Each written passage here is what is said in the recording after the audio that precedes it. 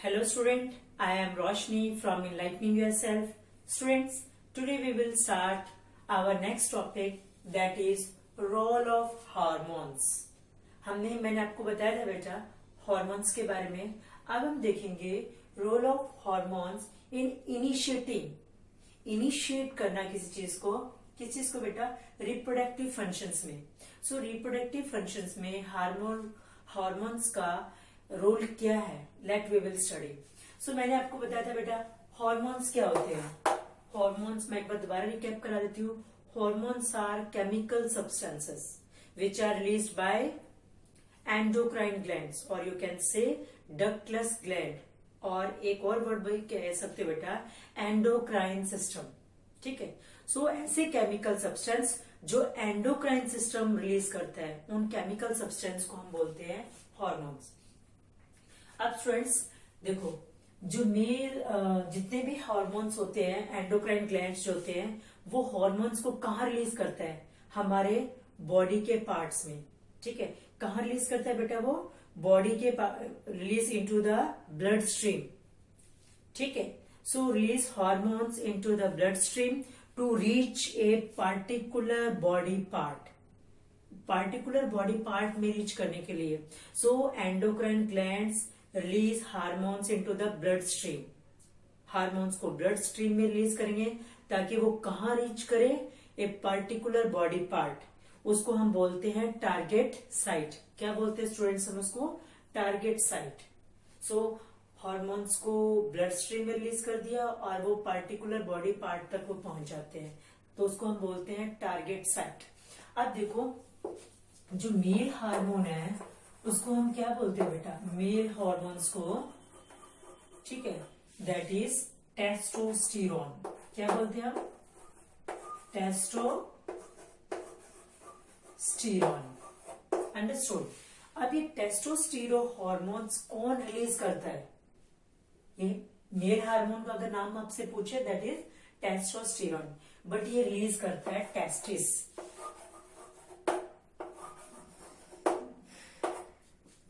कौन हार्मोन ये रिलीज करता है? Male hormone.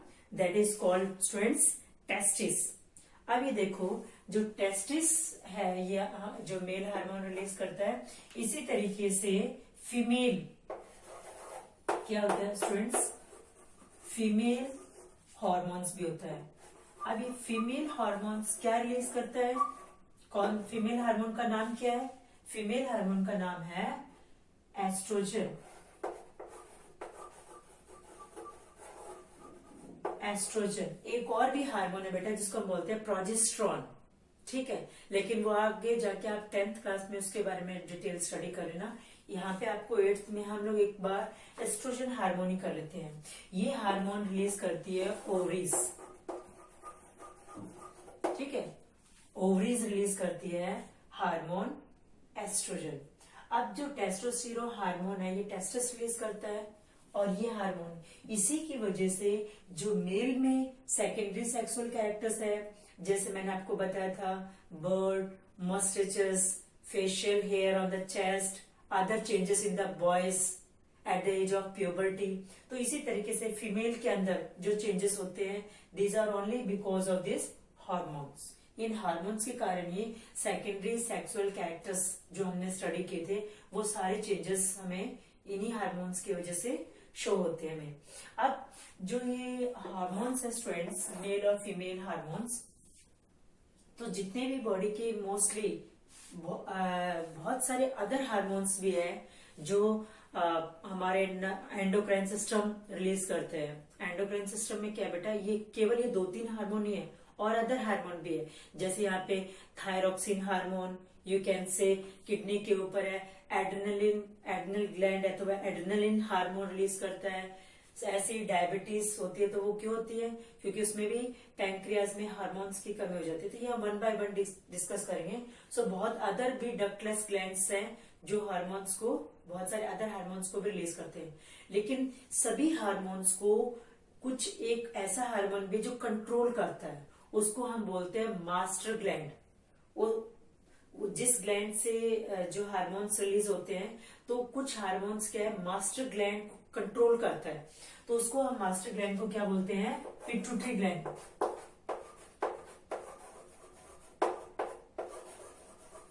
पिट्यूटरी ग्लैंड, ठीक है।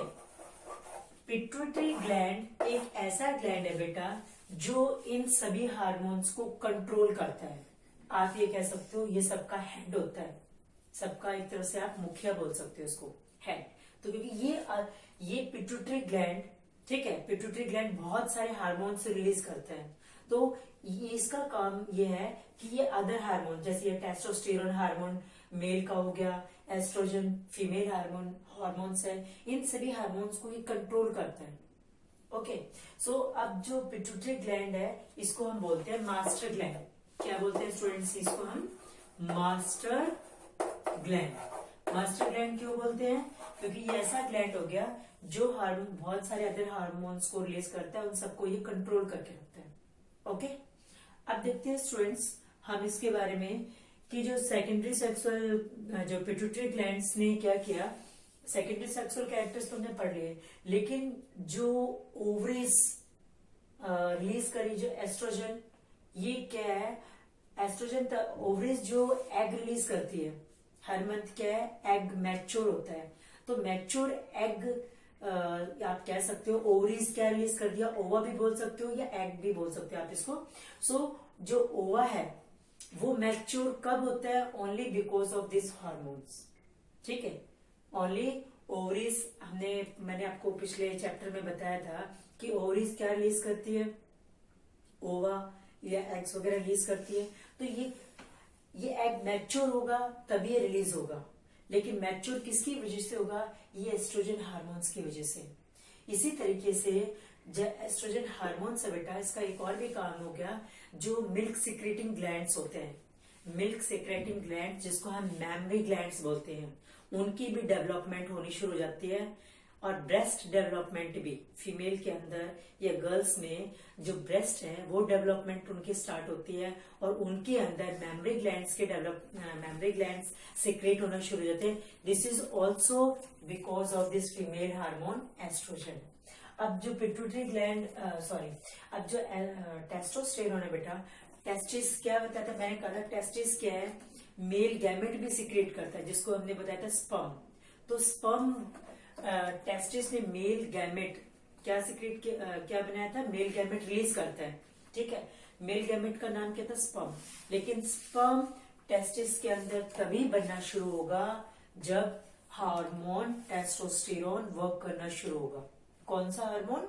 टेस्टोस्टेरोन। तो मेल के अंदर testosterone. So students, male hormone का नाम पता चल गया हमें, टेस्टोस्टेरोन, जो टेस्टिस को रिलीज कौन करता है? ये मेल हार्मोन को, टेस्टिस। और इसी तरीके से ओवरीज एस्ट्रोजन हार्मोन को रिलीज करती है। जो सेकेंडरी दोनों हार्मोन्स सेकेंडरी सेक्सुअल ग्रोथ के लिए, जो सेकेंडरी सेक्सुअल कैरेक्टर्स है, जो बॉडी में हम चेंजेस देख रहे हैं, these are only because of these hormones. और मैंने ही बताया था आपको टेस्टिस क्या रिलीज करता है? स्पर्म। तो स्पर्म के लिए मैंने आपको बताया बेटा ये टेस्टोस्टेरोन हार्मोन है, लेकिन इसके साथ साथ याद रखो जो इसके अंदर टेस्टिस स्पर्म बनाता है, और ओवरीज ओवा जो रिलीज करती है, जो मैच्योर होते हैं वो जरूरी, इसके साथ साथ ये जरूरी कि यही हार्मोन्स ये सारा काम करते हैं। ये जो मास्टर ग्लैंड है ना बेटा, पिट्यूटरी ग्लैंड जिसको मास्टर ग्लैंड, ये बहुत सारे अदर हार्मोन्स भी रिलीज करता है। उनमें से कुछ हार्मोन्स होते हैं जो इसको ओवरीज जो ओवा प्रोड्यूस करे उसको मैच्योर करने में हेल्प करते हैं, ठीक है। और टेस्टिस के अंदर जो टेस्टिस क्या बना रहा है? स्पर्म बनाने में वो हेल्प करते हैं। तो ये भी साथ में हेल्प कर रहे हैं, बट इनके साथ साथ पिट्यूटरी ग्लैंड्स अदर हार्मोन्स भी प्रोड्यूस करते हैं।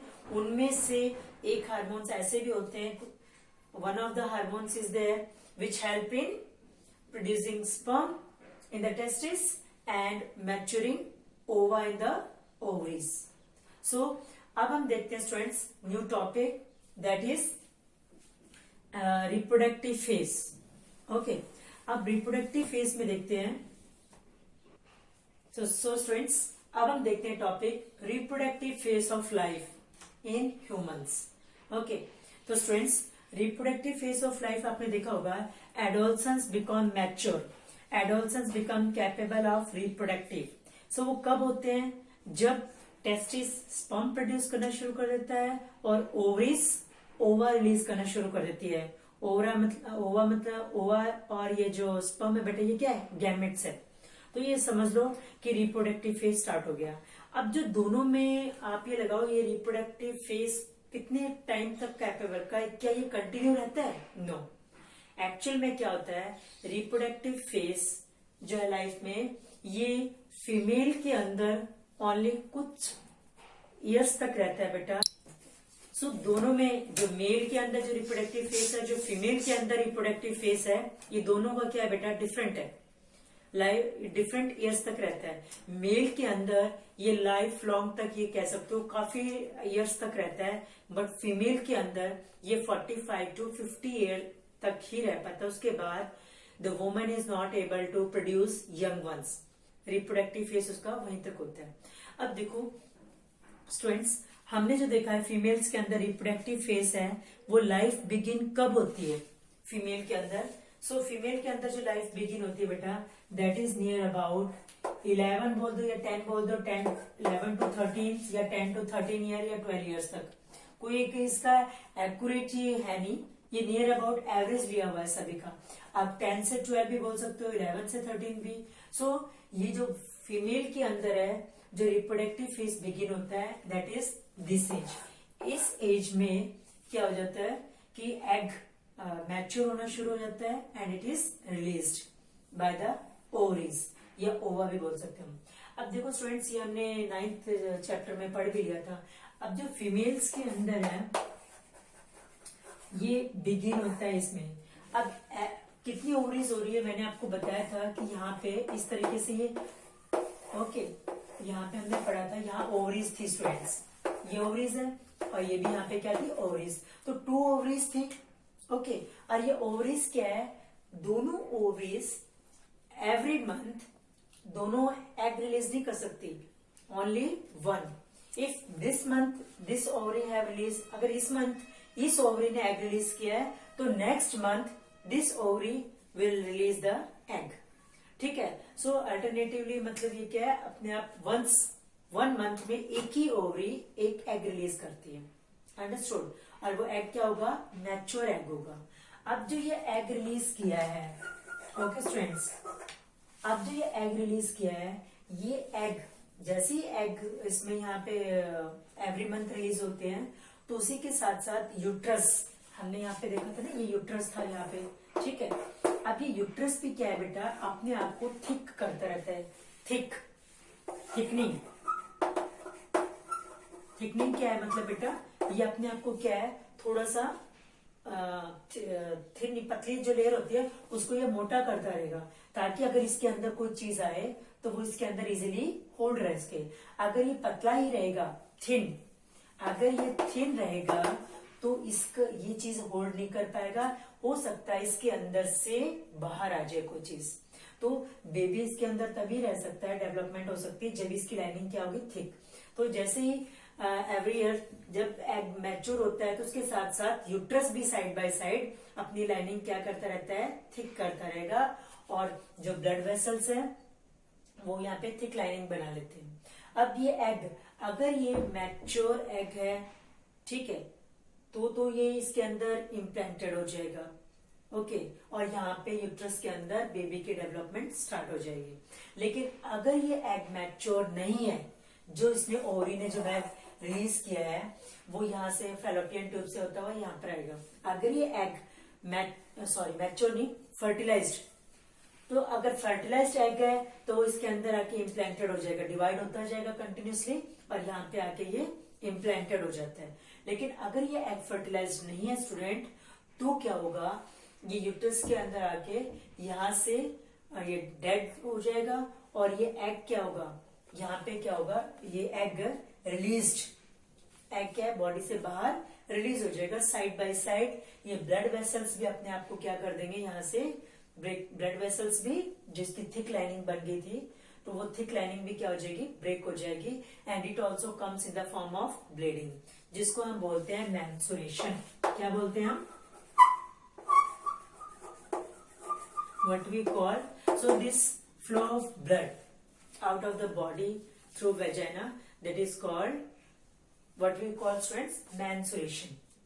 अब ये मेंस्ट्रुएशन केवल इसको हम बोलते हैं मेंस्ट्रुएशन साइकिल भी आप बोल सकते हैं. साइकिल इसलिए बेटा क्योंकि ये कंटिन्यूअसली मान लो अगर फर्स्ट मंथ में आया तो सेकेंड मंथ में भी होगा, थर्ड मंथ में भी होगा, फोर्थ मंथ में भी होगा, तो इसलिए एवरी मंथ होता रहता है. तो इसको हम बोलते रहते हैं मेंस्ट्रुएशन साइकिल.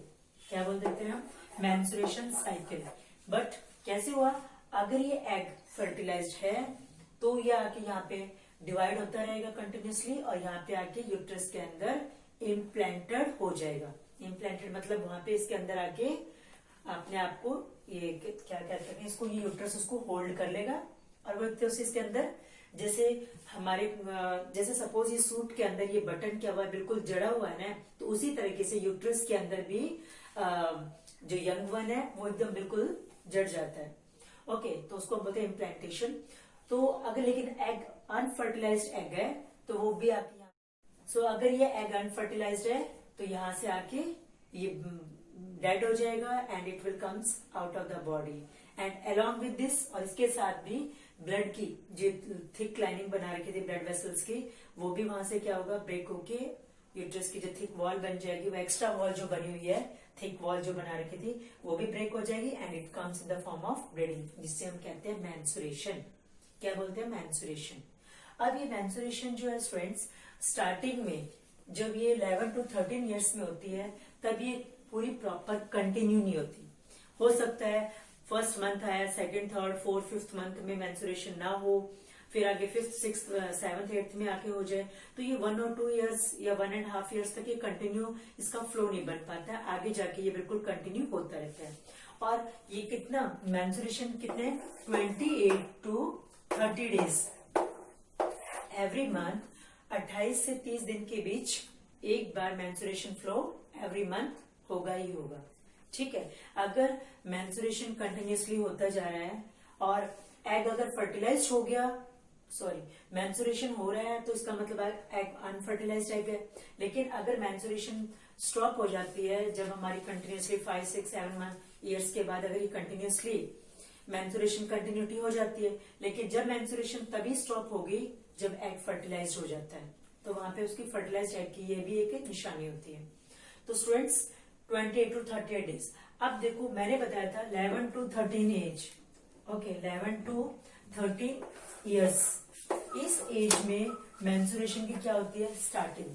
तो इसको हम बोलते हैं मेनार्क. क्या बोलते हैं students? What we call students? This is called menarche.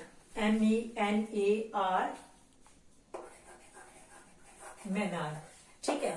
Starting of the menstruation. Starting of the menstruation को क्या बोलते हैं बेटा? At the age of 11 to 13 जब फर्स्ट फ्लो ऑफ मेंस्ट्रुएशन, जब मेंस्ट्रुएशन का फर्स्ट फ्लो होता है at the onset of the puberty. Puberty में जो ये फर्स्ट फ्लो होगा तो उसको जब स्टार्टिंग टाइम पे जो होता है उसको हम बोलते हैं मेनार्क. और जब इसका एक मैंने बताया था 45 to which age students? That is 45 to 50 years. यहाँ पे क्या हो जाता है? मेंस्ट्रुएशन स्टॉप हो जाती है. क्या हो जाती है इसमें? 45 to 50 ईयर्स में द मेंस्ट्रुएशन साइकिल स्टॉप. सो इसको हम बोलते हैं मेनोपॉज. क्या बोलते हैं? मेनोपॉज. सो जब मेंस्ट्रुएशन लास्ट फ्लो होता है मेंस्ट्रुएशन का, उसके बाद मेंस्ट्रुएशन स्टॉप हो जाती है, तो उसको हम बोलते हैं मेंस्ट्रुएशन जब स्टॉप हो जाती है तो what we call students? Menopause. Menopause. तो समझ आ गया? I hope this is clear. So menstruation जो साइकिल होती है students is controlled by hormones. ये जो मेंस्ट्रुएशन साइकिल है इसको कौन कंट्रोल करता है? That is hormones. अब जो हार्मोन्स मेंस्ट्रुएशन साइकिल, ठीक है, हार्मोन्स कंट्रोल करते हैं इस मेंस्ट्रुएशन साइकिल को. अब जो इसमें मेंस्ट्रुएशन साइकिल में क्या क्या इंक्लूड किया हमने? सबसे पहले एग मैच्योर हुआ, और कौन सा पॉइंट था? एग मैच्योर होना. दूसरा पॉइंट एग रिलीज होना. तीसरा पॉइंट हम कह सकते हैं कि thick lining of the uterus wall. और चौथा पॉइंट हम कहते हैं अगर वो प्रेग्नेंट नहीं है, प्रेगनेंसी नहीं है, तो अनफर्टिलाइज्ड एग क्या होगा? Release out. So that is, ये सारे मेंस्ट्रुएशन साइकिल में इंक्लूड होते हैं. So students, thank you for your nice comments. And students, my today's question is, name the hormone which is released by female. What is the name of hormones which is released by female? And all the students, congratulations for your correct answer of my previous video. So thank you students for watching my videos.